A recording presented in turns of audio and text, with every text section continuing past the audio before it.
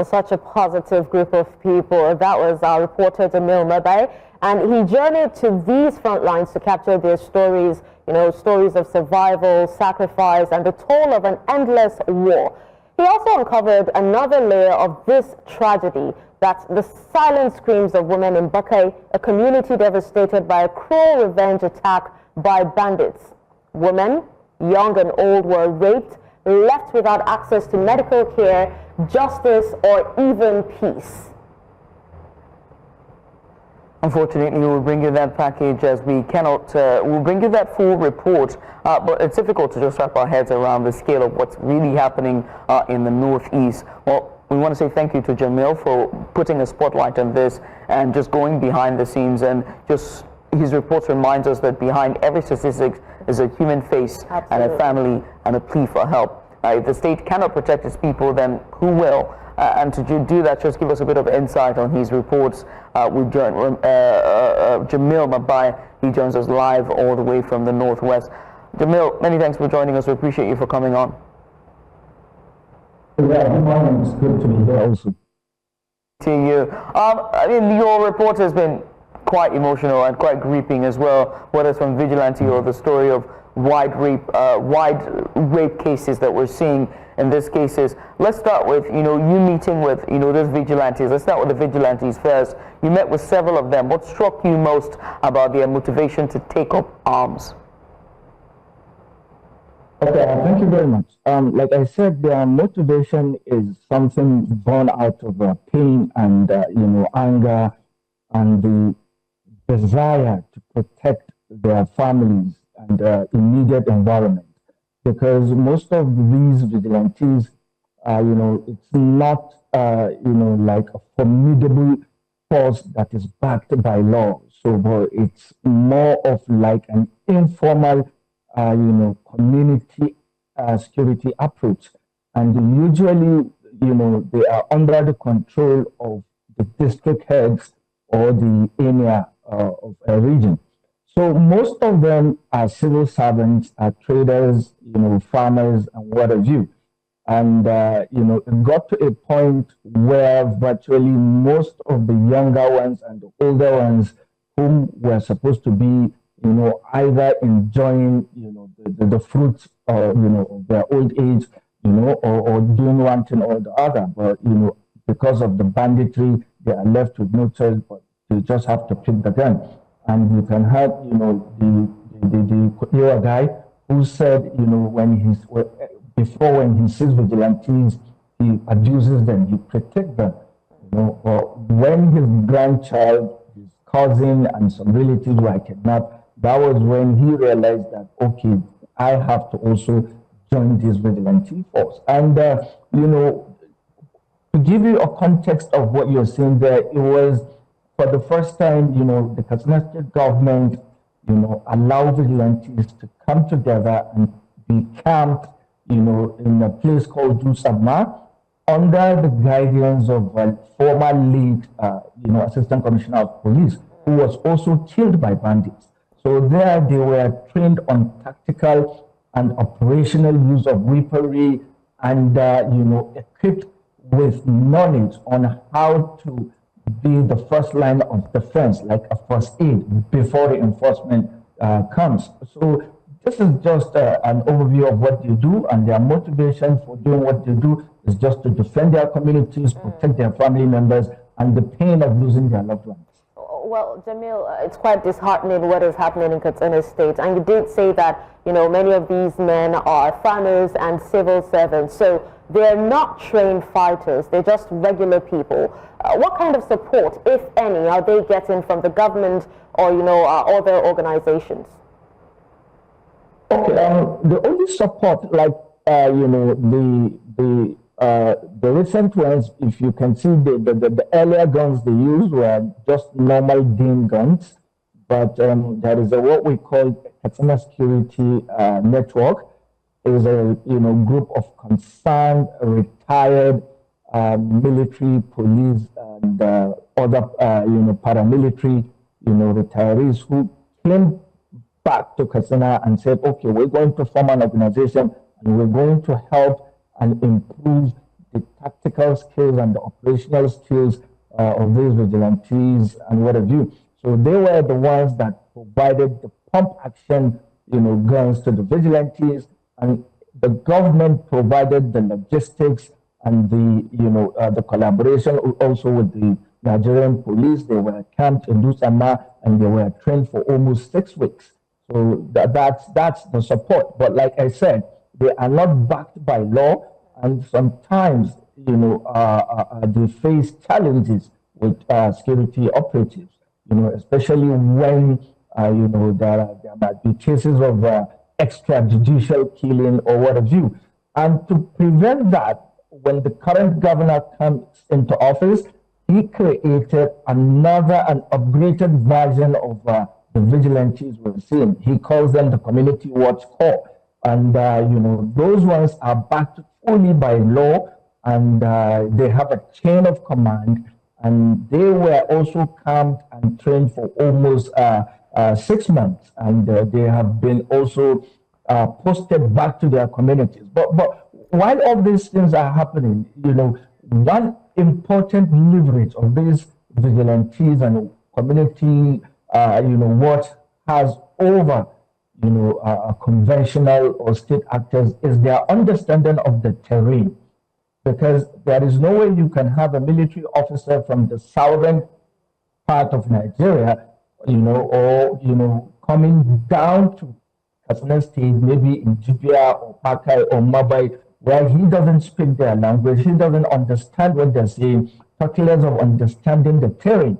But these guys, like you've heard from the previous experts we interviewed, they know the bandits, they know their whereabouts, they were once living with the bandits in the same environment. So they know their hideout, they know how they think, they know how they operate, and they know how to get them. But what they are lacking is the infrastructure, the weapons, the firepower to fight or to match that of the banditry. And now we have bandits having access to GPMGs, having access to AK-47s and what have you. And now, the disadvantage is pump action cannot match it cannot match in terms of efficiency. It cannot match to AK-47. So that's some of the limitations these vigilantes are facing. And during the president's visit, the governor, appealed to him that his vigilantes, his community watch corps are using pump action, and compared to what the bandits are having, they cannot defeat them. So he appealed to the president so that there is a law, I think, regarding the sort of gun that you can have or give to non-state actors. So, but if there can be another law that can allow state governors to equip or to give vigilantes AK-47, that will really make a game changer in the fight against banditry. Jamil, let's turn to Bakai, if you will. Those accounts from survivors about the mass rape cases that you reported on, it's quite heartbreaking and heart-wrenching. How did the community explain, why they were targeted so viciously? What was the reason for these attacks? Okay, what happened was, Bakai is a community under a local government, and there was a military operation that happened, and the bandits said it was the people in Bakai that tipped the military on their whereabouts. So because of that, or as a revenge or to send a signal, the bandits now stormed the village and began to rape women in the village. And not just women, for context, older women, were raped, mothers were raped, wives were raped, daughters were raped. You understand? And it was devastating, And the one ugly picture also is these bandits now prevented these women from having access to medical care.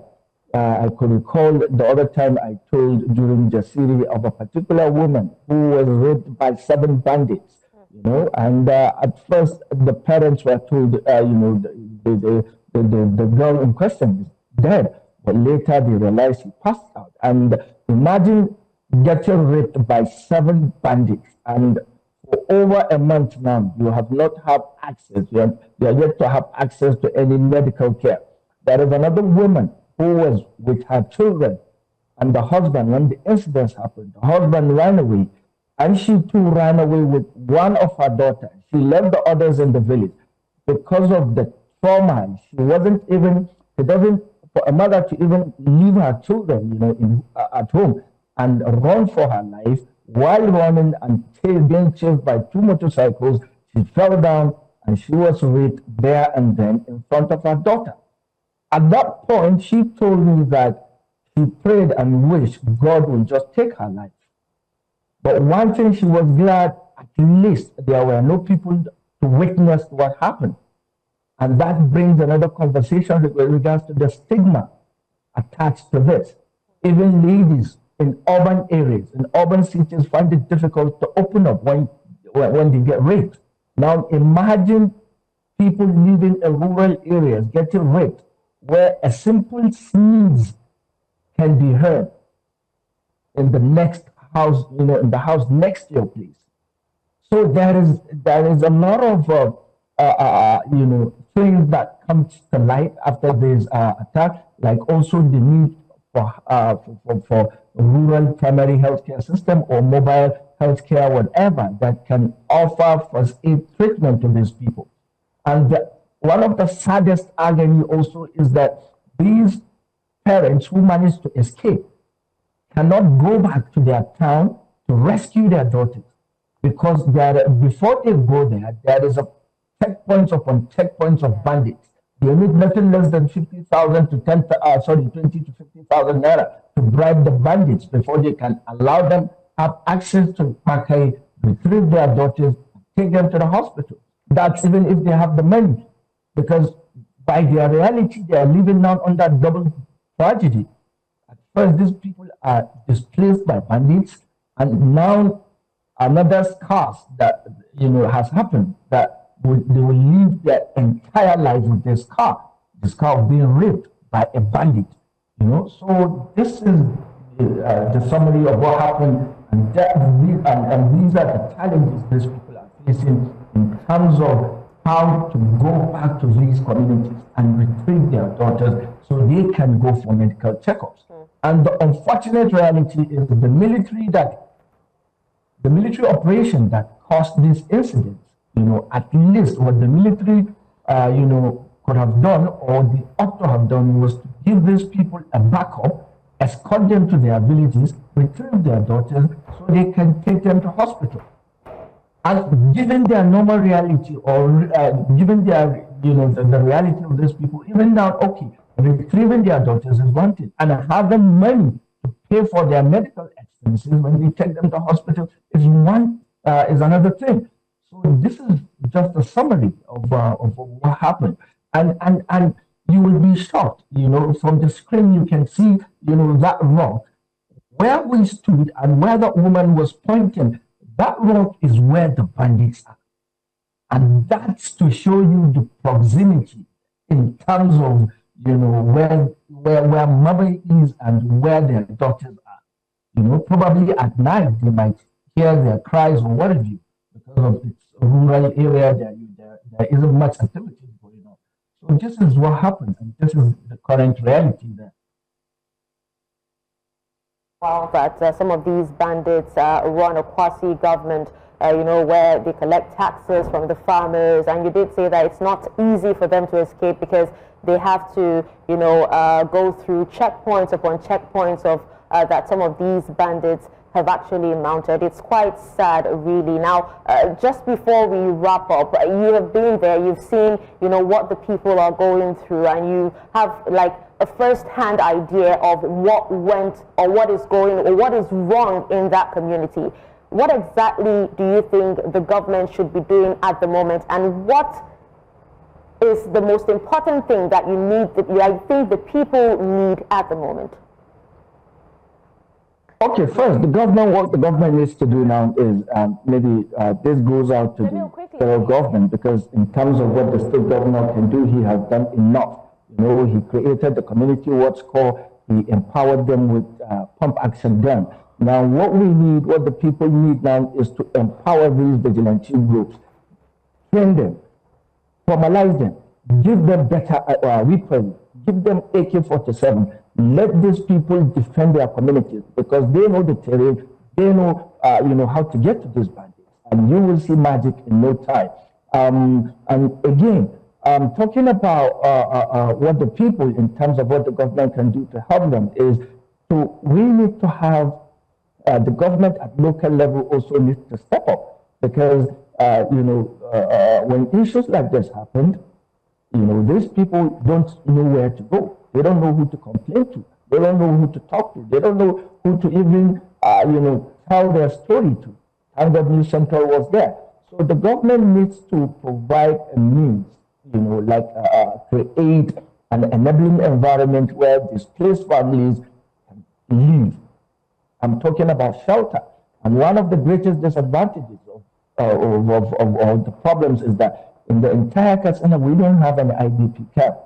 So displaced families find it difficult to survive after leaving their environment.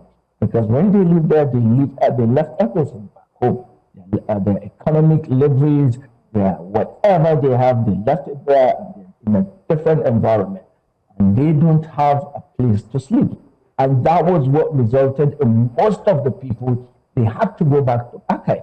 Because for 2 years they sought refuge in Mabai. But famine is coming, and the bandits told them that, okay, they can come back to Bakai and farm.